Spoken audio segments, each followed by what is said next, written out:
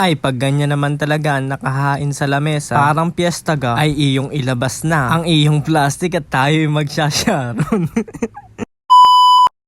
Hi mga katrops, magandang buhay. September na, birth month ko na. Sa 28 nga ho pala ay 29 na ako. Oh, diba? Batang bata pa. Bagay na bagay pa para sa iyo. Eh, biro lang. May swimming nga ho pala kami bukas. Dito lang ho sa Pathway Farms Resort. Malapit lang ho din sa aming kubo. 3 tumbling, 2 backdive at isang split lang ho ay nandun na ako. Sa puso mo, eh biro lang ho. Dahil swimming ho namin bukas ay sinagot ko na ho yung sisig. Tamang tama ho yung kapitbahay ho namin ay nagkatay ho ng baboy kanina. Kaya sabi ko sa akin muna ibigay yung ulo ha, ako na ang bibili. Kaya ang gagawin ko ho ngayon ay akin muna hong palalambutin yung ulo ng baboy. Sa isang talyasing tubig ay akin inilagay ang baboy. At naglagay lang ho ako ng 2 dakot na asin. At 8 at kalahating dahon ng laurel. Saka ho 43 at kalahating pamintang buo ho. At naglagay na din ho ako dyan ng ibang pampaalam. Para mas masarap ho hanggang loob. Naglagay na din ho ako ng sibuyas, bawang. At nung lumambot na nga ho pala ay akin ho nilagay sa rep ho namin. Para kinabukasan ho ay akin nung isisisig na. Dahil madalas ho ang ulan gawa ho ng hangin na bagat, ay sumulong ho ang tubig o nag-high tide. Kaya meron na naman hong tubig yung ating patolahan. At mamimitas lang ho ako ng aking gagamitin sa sisig. Kumuha lang ho ako ng siling labuyo, I love you, ay biro lang ho, saka ako ng siling panigang. At sabi nga ho pala nung aking aso ay bilisan ko daw ho magluto. At sabi ng aking pusa ay oo daw, bilisan ko daw. Dahil nasa resort na nga pala si Nay, saka ho yung aking mga pinsan ay akin hong binilasan na ang pagluluto. Akin lang hong tatadtad din yung mga kakailanganin ho natin sa sisig. Nagtadtad lang ako ng sibuyas na puti, sibuyas na pula, siling labuyo, saka siling panigang. Paniguradong buhay mo ay sasaya sa piling ko. Eh, meron lang ho. At magtatadtad na din ho ako ng luya din. Umiwas sa luya, baka ho kasi yung taong mahal mo ay tinuturing ka lang parang kuya. Eh, meron lang ho. Ay, masarap nga ho palang iregalo sa cross ay sisig para masisigurado mo na ikaw lang sa kanya panghabang buhay. Eh, meron lang ho. At pagkatapos ko ho magtadtad ay mamaskarahan ko naman ho itong kamoting baboy.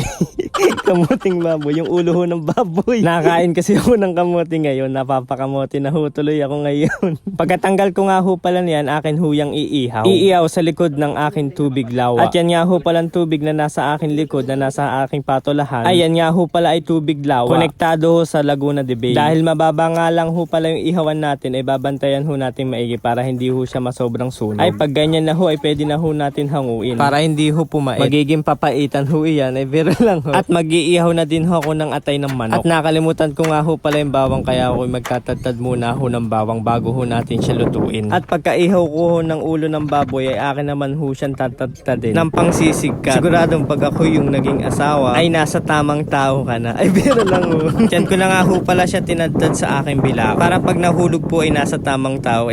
Pag nahulog ay hindi ho sa lupa. Ay masasayang lang ho kasi pag nahulog ho sa baba. Pero wag ka ho mag-alala, balang araw ikaw ho ay aking papakasalan. Ay biro lang ho. Ay hindi ko ho talaga maiwasan tumikim. Kaya bago ito'y maluto ako'y busog na. Busog sa pagmamahal na iyong binigay. Eh, biro lang oh. At akin na hong gigilingin yung atay ng manok. Tapos akin na hong ilalagay yung talyasing mas matanda po ako. At maglalagay lang ho ako ng margarine sa kaho ng konting langis. At akin na hong igigisa yung sibuyas, bawang sa kaho yung luya. At hindi ko ho ilalahat yung sibuyas kasi masarap ho sa sisig pag may hilaw-hilaw hong sibuyas sa kaho ng sili. Pag okay na ho yung ginisa ho natin, ilalagay na ho natin yung tinadtad ho natin kaninang ulo ng baboy. Pagkahalo ho natin ay maglalagay naman ho tayo ng mga pampaalat. At maglalagay din ho ako ng paminta, saka ho konting asin, konting toyo at iba pa. At naglagay din ho pala ako ng konting suka diyan. Hindi ko lang ho nabidyohan. Ay hindi ho kasi ako nakapitas ng kalamansi kanina. Mas gusto ko sana ilagay diyan yung kalamansi. Tapos maglalagay na din ho tayo ng rino, saka ho yung atay ng manok. Tapos ilalagay ko na din ho yung natirang sibuyas, saka ho yung ating sili. At maglalagay din ho pala ako ng 3 itlog. Mas maganda nga ho pala sa itlog kung luluto-lutuin ho natin sa sisig para hindi ho malansa. Pagkaluto ho ng itlog ay maglalagay naman ho tayo ng mayonnaise. Pagkahalo ko nga pala ay akin na hong hahanguin para hindi ho maging langis yung mayonnaise natin. Dahil luto na ho ay prepare na ho natin para makapunta na ho tayo sa resort. At akin lang ho lalagyan sa ibabaw ng mayonnaise saka ho ng sili. Siling labuyo ho para I love you. Ay biro lang ho.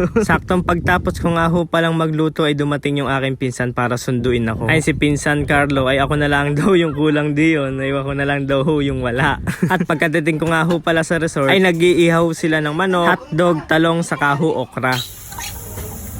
Sasandok ka. Dandan lang. Lagay. Smile. Dito kami sa Bukiran. At pumasok na nga ho pala ako sa loob para ilagay yung ating sisig. Morning ho. At ito nga ho pala yung loob ng gym. Malawak at maganda ho sa loob. Meron din ho dyan video. Pag ho gusto nyo mag-venue dito ay pwede ho. At maganda rin ho yung swimming pool. At madami hong pwedeng pagpicturean. At yan nga ho pala yung mga pagkain na dala ho nila. Yung sisig ho ako ho yung may dala. Tapos yung pong iba ay sila na ho yung may dala. Habang hinihintay pong kumain ay magkakantahan po muna kami. Tapos magpipicture na din. Tapos sabay sasabihin ng cameraman ay video pala. Dahil bare month namin ay hindi ho mawawala yung kantahan kahit hindi pa ho namin birthday. Ayun mga katrops, kainan na. Kanya-kanya na hong pwesto. At kanya-kanya na din hong sandok kung ano hong gusto nyong ulam. Ay pag ganyan talaga ang iyong ulam, ay kontian nyo lang ho yung kanin. Damihan nyo ho yung ulam. Siyempre titikman ho natin yung inihaw na talong, inihaw na okra, inihaw na manok, kaldereta, adobo, saka ho yung sisig. Meron nga ho pala akong plastic sa aking bulsa. Para magbabalot ho ako ng pang-uwi ng pang-ulam ko mamayang gabi.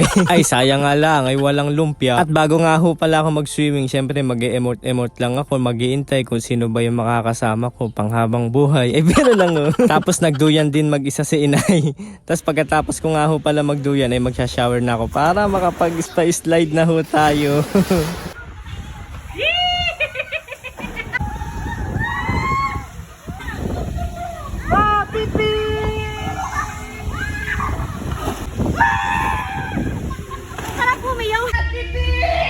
Pagkatapos magduyan ni Inay, si Itay naman daw yung magduduyan mag-isa.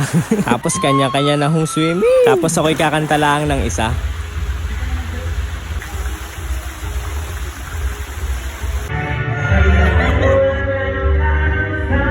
At dahil magdidilim na ho ako ay nakapagbanlaw na. At bago nga ho pala umuwi, kakain muna ako ng spaghetti. Nagutom ay kakaswimming. Maraming salamat ho sa inyo mga katroops. Wag nyo nga ho pala akong kalimutan i-follow. Isayo nyo din tong aking video. Love, love!